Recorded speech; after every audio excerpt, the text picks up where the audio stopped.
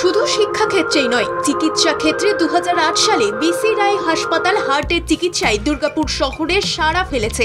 দুর্ঘটনাগ্রস্ত যে কোনো রোগীকে কলকাতায় নিয়ে এসে চিকিৎসা করানো ঝুঁকি কমিয়ে সেখানে উন্নত মানের চিকিৎসা পাচ্ছেন সাধারণ মানুষ। শুধু এ রাজ্যেই নয়, ভুটান, সিকিম, ওড়িশা থেকে রোগীরা আসেন চিকিৎসা করাতে। সামাজিক দায়বদ্ধতাকে সঙ্গী করে আগামী দিনে আরো মহান কর্মযজ্ঞের দিকে এগিয়ে চলার কথা জানালেন মিশন হাসপাতালের ম্যানেজিং ডিরেক্টর তরুণ ভট্টাচার্য। তো দীর্ঘদিন মানুষ চাইতো যে কলকাতায় ছুটে আসতে হবে এবং কলকাতাতে ভিড় এবং এমন হঠাৎ করে হার্ট অ্যাটাক হলো, কি হার্টের কোনো চিকিৎসা দরকার, কি রোড অ্যাক্সিডেন্ট হয়েছে তার ইমিডিয়েট সার্জারি দরকার, সেই সব পরিকাঠামো দুর্গাপুরে বা আশেপাশে কোথাও ছিল না। কলকাতা ছাড়াও আসার উপায় ছিল, কিন্তু ওইসব ক্ষেত্রে কলকাতা আস্তে আস্তে অধিকাংশ লোক মারা যেতেন দুর্ভাগ্যবশত।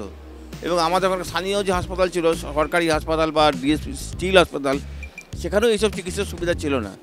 তো এটাও আমরা অনেক চেষ্টা করে, অনেক প্রতিবন্ধকতা সত্ত্বেও আমরা দুর্গাপুরেই কলকাতার বাইরে প্রথম সুপার স্পেশালিটি হসপিটাল শুরু করি 2008-এ, এবং ভারতবর্ষের বিভিন্ন জায়গাকার রুগীরা আমাদের এখানে আসে।